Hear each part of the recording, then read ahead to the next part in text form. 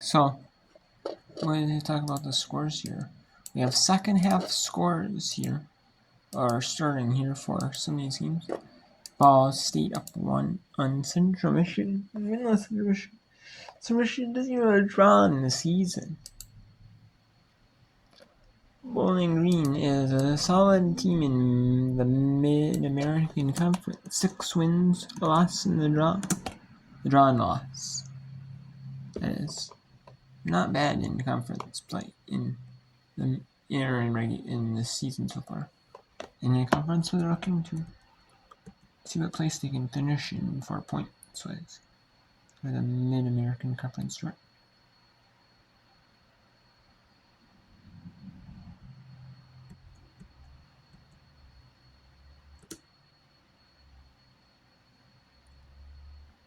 And then we have Milwaukee leads our Morse 1-0 in the Horizon League Conference match. And then East Tennessee State, the Citadel, 46 minutes scores. Buffalo Eastern Michigan scores. Northern Kentucky up a goal on Oakland in an untelevised match. It could be on YouTube or like school websites. I know some of those schools, like the matches are not picked up by ESPN for ESPN Plus, are shown on school websites or ESPN or non-ESPN Plus games are picked up by either like school websites or like YouTube. I know some of them, they're the ones that are televised, even though they're like local broadcasters, then they'll be picked up by ESPN Plus. You know?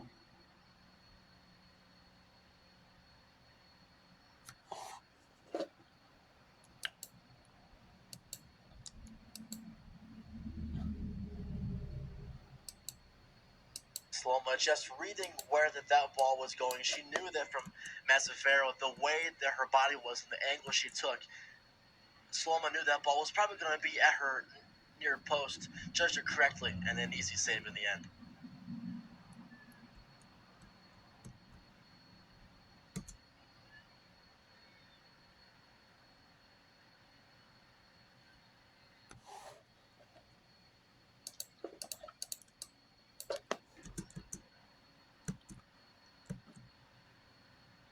Bowling Green throw right at midfield.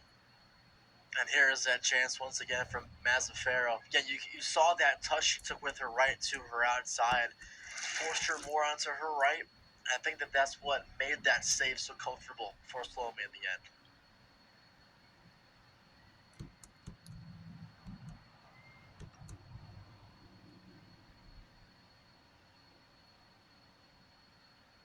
Falcons control on the far side. Now here come the Bobcats from right to left. Weller plays to Ray Pruss, who flings one forward, and it deflects off of Falcon, and now O'Malley controls.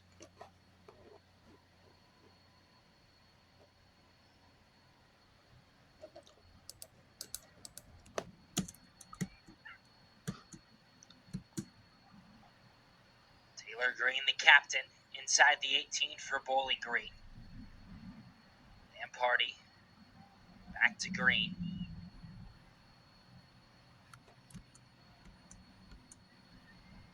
Here's Searles.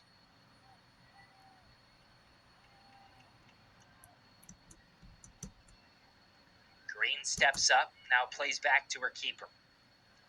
You can really tell, too, Ohio, from that first half into that second half, one of the big changes is that pressure that they're putting onto the Bowling Green back line. Just trying to force a mistake and win a turnover in a very costly area. That's a good point. We haven't quite mentioned it yet. Talking about adjustments and what each team needs to do. Some of it for Ohio might just be, hey, we're going to let Bowling Green do their thing, but we're going to press just a little higher, try to force a mistake along that back line and see if we can capitalize.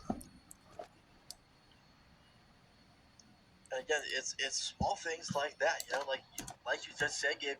you can let Bowling Green still play how they want to play, but if you force pressure onto the back line, onto the midfield, at some point in time they're going to crack and you're going to get an opportunity that you like. But also on the contrary, if you press too much, you're open to more counters and getting tired a lot quickly. And Scott Murray was offside. First offside call on Ohio today, a little over 5 minutes into the second half. Still scoreless.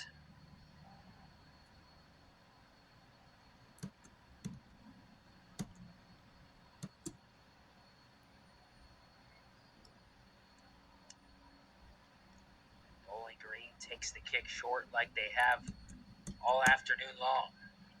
Murray steps in, takes it away from Green that time.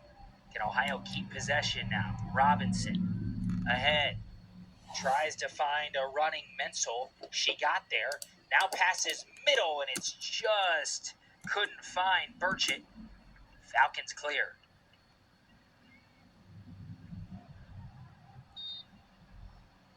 And we're going to get a foul behind the play. Bowling Green. That's a dangerous spot there, right outside the 18. It's going to be a perfect set-piece opportunity for ETSU. Kennedy Walker will get her name written down. As we take another look here, this tough foul. Tough, but I would argue necessary, Dakota, because ETSU was looking to strike gold once again after that excellent Fitzgerald goal. No doubt there, it's a foul. ETSU is really dangerous. Once they get a goal, they tend to have more momentum and continue scoring. In the last game against Radford, they were down a goal and scored 4 goals in just 8 minutes. I mean, that is a crazy, impressive stat there. It's almost scary once they get the first goal to go in. You almost have to be prepared for whatever's going to come next. It might just be, an onslaught. But I think the Citadel is just going to keep doing what they have been doing. Not really too much they have to change, other than just trying to stay. Just take another look here Ready. at the goal. Fitzgerald, great, perfect positioning. Yeah, great. And just Great goal. excellent touch on the ball there. Squeaking past Santos. Santos been playing great all game, but that one was almost impossible to kind of read and try to see where it was going. Definitely a difficult ball to handle.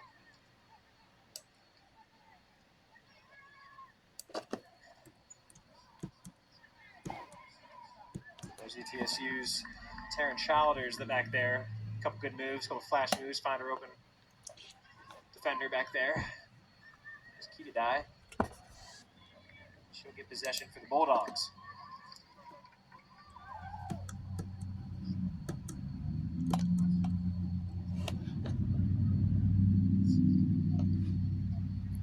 Looking for Williamson. And tough battle on that line once again, but ETSU away with it. It's a great way to get out of pressure there by ETSU. There were a lot of numbers around them, but those quick passes are really dangerous. There's another look at ETSU's barely able to get it away there at the end by the Bulldogs. Looks like it's going to be an offsides call, but it was. And we'll take a look at that, see if we can see the offsides. Yeah, she certainly had no idea it was offside. Great save by Santos, and it's Martin back there to get that second ball and clear it.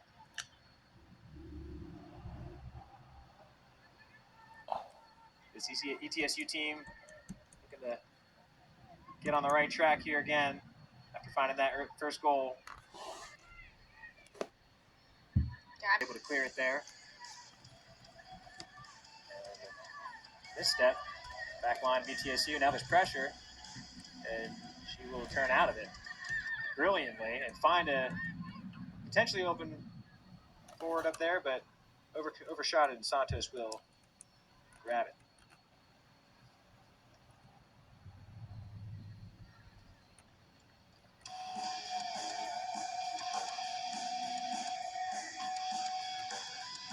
Great layoff by Williamson to Grantham. Grantham a little outside on the pass.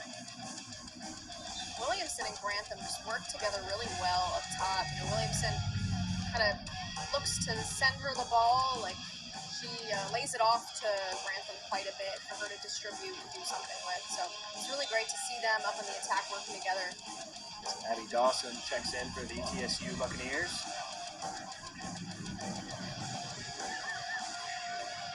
Hannah Dawson, I apologize. Lots of space and time here with numbers for There's ETSU. He's right at Santos, but still a tough shot. Definitely getting more opportunities this half than last. It seems as though ETSU has been hitting it more to Santos than away from on most of their shots.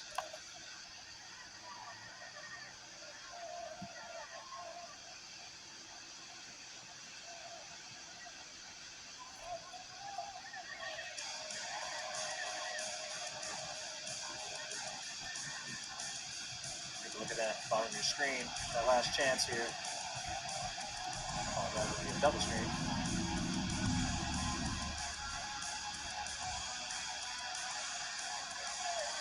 Great move there. Set up that shot.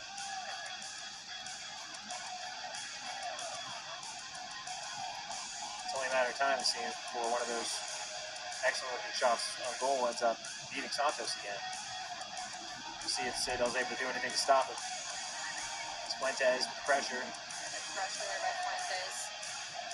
She's a constant pressure in the center of the field. She makes things really uncomfortable for those center midfielders. Exactly what you want for the Citadel. One of those engine midfielders. Goes all day long.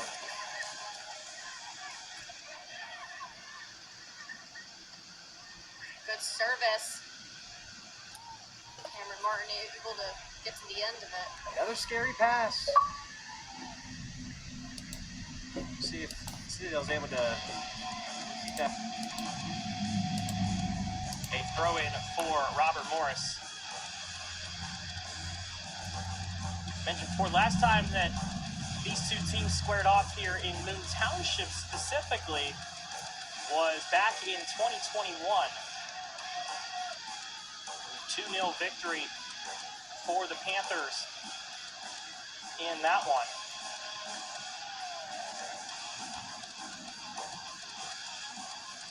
That will be a throw in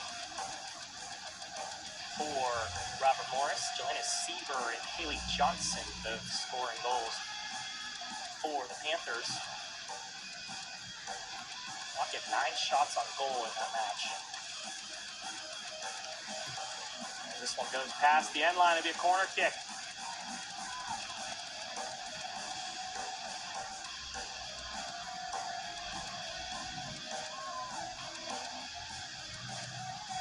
Swankler, captains,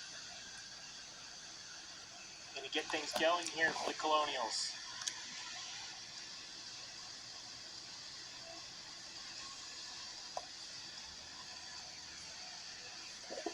Into the box for Robert Morris. Header from Campbell, but I got a headed by forward from Wojcik. Wojcik just too far for her teammate and collected by Cameron.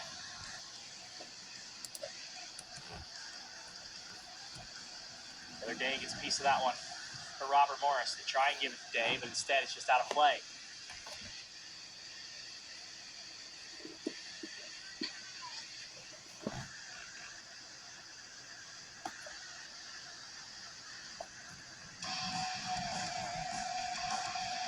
In the air for Robert Morris.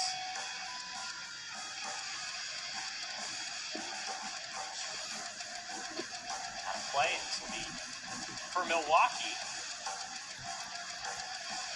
A quick throw in.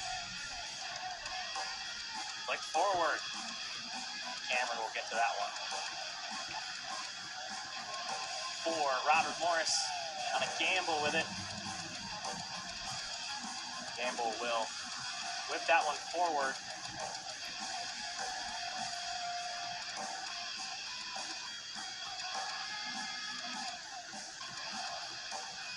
Audra sends it out of play and throw in for Robert Morris. 4 minutes remaining here in the second half of this one. Cameron feels some pressure, just has to send this forward. It's good. Oh, it's a good touch for Milwaukee, but the second player there is Robert Morris.